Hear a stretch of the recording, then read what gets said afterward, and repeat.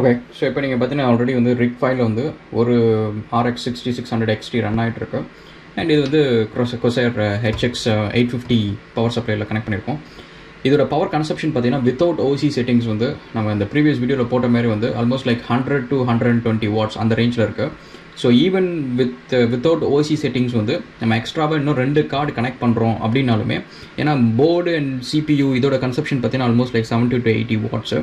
And extra இன்னும் 2 connect பண்ணாலுமே 850 watts வந்து it's more then enough to power extra 2 cards. 2 cards வந்து extra power பண்ணுறதுக்கு இதுவே போதும். ஸோ அதனால் வந்து நம்ம இந்த டபுள் PSU அப்படின்ற கான்செப்ட் வந்து இப்போதைக்கு தேவையில்லை. எக்ஸ்ட்ரா ஆட் பண்ணுறப்ப வில் சி எப்படி நம்மளுக்கு நெசசரினா பார்த்துக்கலாம். ஓகே, இப்போதைக்கு என்ன பண்ணுறோன்னா இதை வந்து நம்ம பவர் பண்ண போகிறோம். மற்ற 2 கிராஃபிக் கார்ட்ஸ் வந்து எக்ஸ்ட்ரா இருக்குது. ஸோ இந்த 2 கிராஃபிக் கார்ட்ஸையும் வந்து கனெக்ட் பண்ண போகிறோம். ஸோ இதுக்கு வந்து நம்ம இந்த ரிக் அசம்பிளி நம்ம ஃபுல்லாக முடிச்சுட்டு அதில் வந்து ரைசர்ஸ் நம்ம அட்டாச் பண்ணி அண்டு கனெக்ட் பண்ண போகிறோம். Will do that. Multi GPU connect பண்ணுறதுக்கு வந்து இது நம்ம யூஸ் பண்ணுவோம். ஸோ அதனால் இது நம்ம தேவையில்லை நம்மளுக்கு. ஓகே,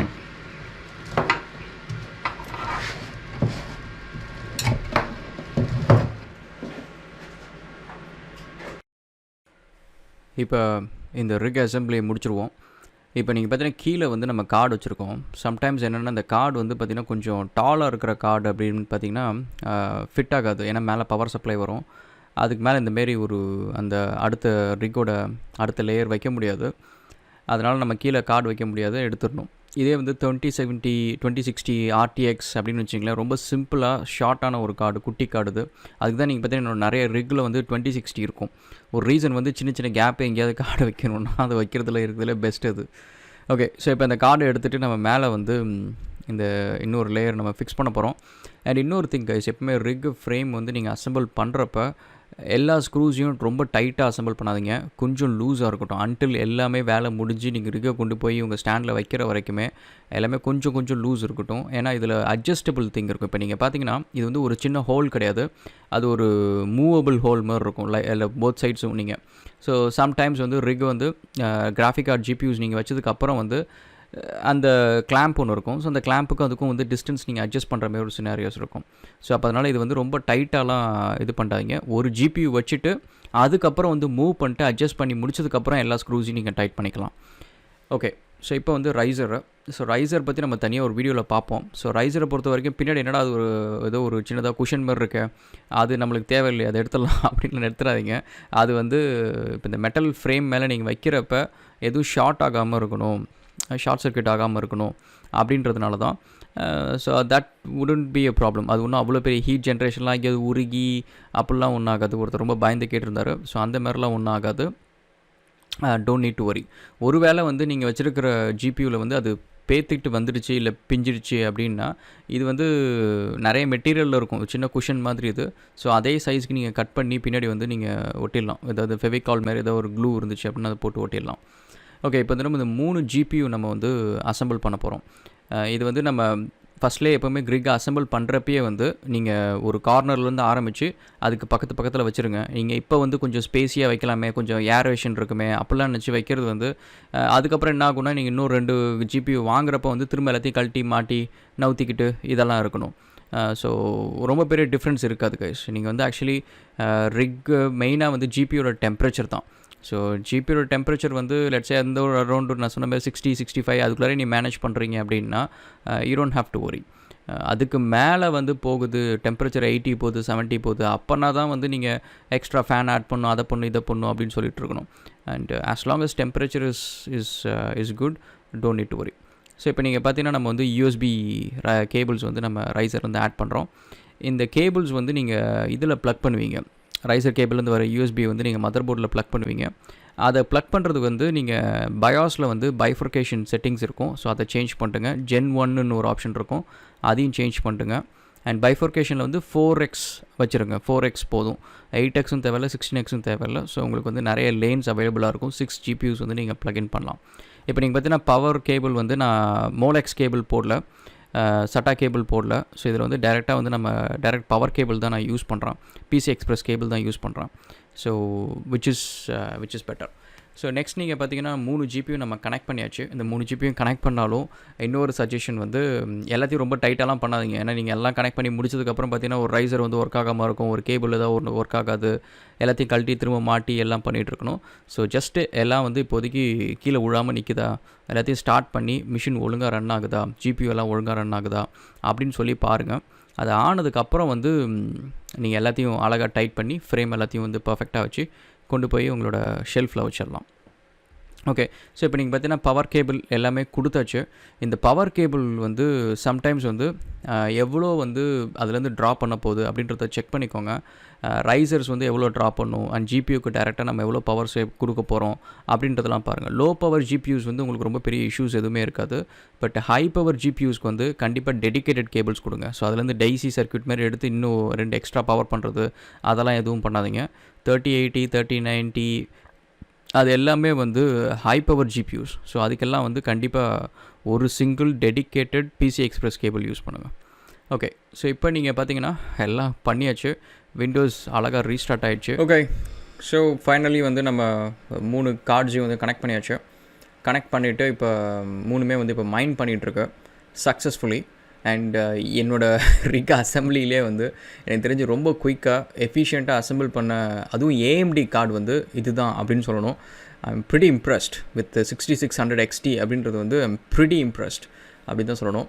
ஓகே, ஸோ இப்போ பார்த்திங்கன்னா ஒரு கார்டு வந்து ஆப்டிமைஸ் ஆகிருக்கு, மற்ற 2 கார்டு நான் ஆப்டிமைஸ் பண்ணலை. ஸோ அதை நம்ம இப்போ ஆப்டிமைஸ் பண்ண போகிறோம். அதுக்கு ஏற்கனவே ப்ரொஃபைல் நான் சேவ் பண்ணி வச்சுருக்கேன். So which is gone load the profile. So அதுக்கு ஏஎம்டி சாஃப்ட்வேர் நம்ம போகிறோம். ஸோ இதில் நீங்கள் போனீங்க அப்படின்னா வந்து ஒரு கார்டு ஆல்ரெடி மேனுவல் அப்படின்னு இருக்குது. ஸோ அப்போ வந்து இட்ஸ் ஆல்ரெடி ஆப்டிமைஸ்ட். ஸோ அதை நம்ம எதுவும் பண்ணணும்னு அவசியம் இல்லை. செகண்ட் GPU 2 போகிறோம். ஸோ இப்போ நீங்கள் பார்த்தீங்கன்னா கரண்ட்டாக வந்து power consumption from the wall for the entire rig வந்து இவ்வளோ தான் பவர் இப்போ கன்சியூம் பண்ணிருக்கு. ஆல்மோஸ்ட் லைக் 470 வாட்ஸ் வந்து கன்சியூம் பண்ணிகிட்ருக்கு. GPU 2 போகிறோம். ஸோ அதுக்கு லோட் ப்ரொஃபைலு, நம்மளோட ப்ரொஃபைல் லோட் ஒரு டைம் ஃப்ரேம் கொடுங்க. உடனே எல்லா ஜிபியும் லோட் பண்ணாதீங்க. சம்டைம்ஸ் வந்து சிஸ்டம் கொஞ்சம் அந்த நேரத்தில் நாட் ஸ்டேபிளாக இல்லாமல் இருக்கும். ஸோ அப்போ திடீர்னு கிராஷ்லாம் ஆகும். ஸோ வெயிட் பண்ணுங்கள். ஸோ உங்களுக்கு ஹேஷ் ரேட் இம்ப்ரூவ் ஆகும் அண்ட் பவர் கன்சப்ஷன் ட்ராப் ஆகும். ஹேஷ் ரேட் ஸ்டெபிலைஸ் ஆகட்டும். ஓகே, ஸோ இப்போ நெக்ஸ்ட்டு GPU போவோம். அதுலேயும் அதே ப்ராசஸ் தான். Load profile. ஓகே,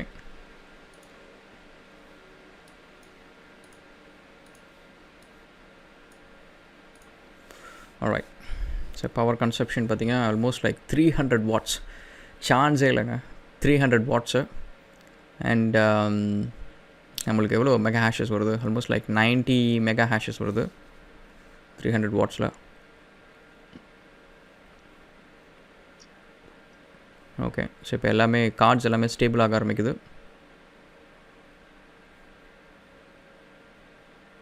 ஃப்ளக்சுவேஷன்ஸ் கொஞ்சம் இருக்கும். ஸோ அதை நம்ம கொஞ்சம் நேரம் விட்டால் தான் அது கொஞ்சம் ஸ்டெபிளைஸ் ஆகும், விச் இஸ் ஓகே.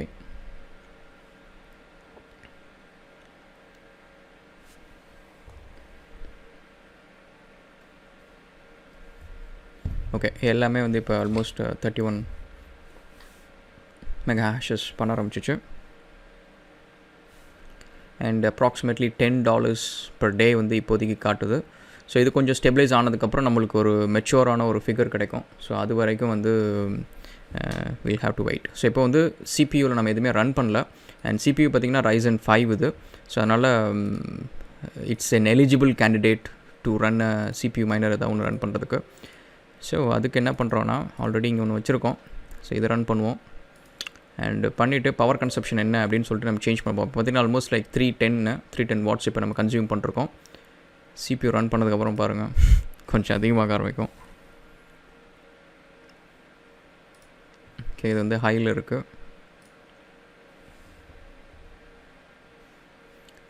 360 310லேருந்து கிட்டத்தட்ட 50 வாட்ஸு, 60 வாட்ஸு.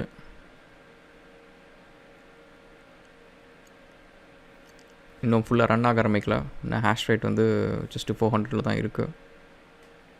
ஸோ இதுவும் கொஞ்ச நேரம் விடணும். ஸோ கொஞ்ச நேரம் விட்டதுக்கப்புறம் தான் நம்மளுக்கு என்ன ஹேஷ் ரேட் வருதுன்னு தெரியும். இப்போ ரிக்கை கொண்டு போய் ஷெல்ஃபில் வச்சாச்சு. ஆல்மோஸ்ட் 2 hours 3 hours ஆச்சுன்னு நினைக்கிறேன். அண்ட் இது வரைக்கும் எந்த ஒரு இஷ்யூவும் இல்லை. ரிஜெக்ட்ஸ் கொஞ்சம் இருக்குது. ஐ திங்க் அது கொஞ்சம் பார்க்கணும். And also wifi dongle use பண்ணிருக்கேன். மேபி அதில் ஏதாவது லேட்டன்சி இஷ்யூ ஏதாவது இருக்கான்னு சொல்லிட்டு செக் பண்ணணும். But I think let it run. So ஒரு 1 day 2 day ரன் ஆனதுக்கப்புறம் வந்து ஓவராலாக நம்ம ஸ்டாட்டிஸ்டிக்ஸ் எடுத்து பார்த்தோன்னா தெரிஞ்சிடும் என்ன இஷ்யூன்ட்டு. இப்போ பார்த்திங்கன்னா அழகாக பொட்டாட்டம் ரன் பண்ணிருக்காங்க. இந்த சியா மைனிங் வேறு பார்க்கணும். அடுத்து அது ஒரு இஷ்யூ. ஐயோ. ஓகே, ஸோ இப்போ இதை பொறுத்த வரைக்கும் எனக்கு தெரிஞ்சு இது ஒன்றும் அவ்வளோ ட்ரபுள்ஸமாக எதுவும் இருக்காதுன்னு நினைக்கிறேன். ஏஎம்டி கார்டில் இப்படி ஒரு கார்டு வந்து ஏஎம்டி கொடுத்ததுக்கு வந்து ரொம்ப ரொம்ப தேங்க்ஸ் அப்படின்னு சொல்லணும். ஏஎம்டி மேலே பல வருஷமாக எனக்கு செம்ம காண்டு. இன்றைக்கி தான் கொஞ்சம் கூலாக இருக்குன்னு நினைக்கிறேன். இது நைட்டில் பார்க்கறதுக்கு கொஞ்சம் ஜெகஜோதியாக இருக்கும். இந்த திருச்சியில் நாங்கள் இருக்கிறப்ப அங்கே வந்து அடிக்கடி இந்த இதெல்லாம் நடக்கும், திருவிழாலாம் நடக்கும். அந்த பொற்காட்சியெலாம் நடக்கும். அதுக்கு வந்து போகிறப்ப இப்படி தான் நிறைய லைட்டு கலர் கலராக இருக்கும். இதை லைட் ஆஃப் பண்ணிட்டு வந்து பார்த்தா இப்படி தான் தோணும் எனக்கு. Okay guys, and hope you have a very good time. And இதில் நிறைய இன்ஃபர்மேஷன் நான் வந்து இப்போ போட்டுட்ருக்கேன் கிரிப்டோ சேனலில். அண்ட் எல்லாம் பிடிச்சிருந்துச்சு அப்படின்னா லைக், சப்ஸ்கிரைப் அண்ட் அந்த பெல் நோட் பட்டன் அமுக்குங்க. Will catch up again in another video. And thank you so much guys and cheers.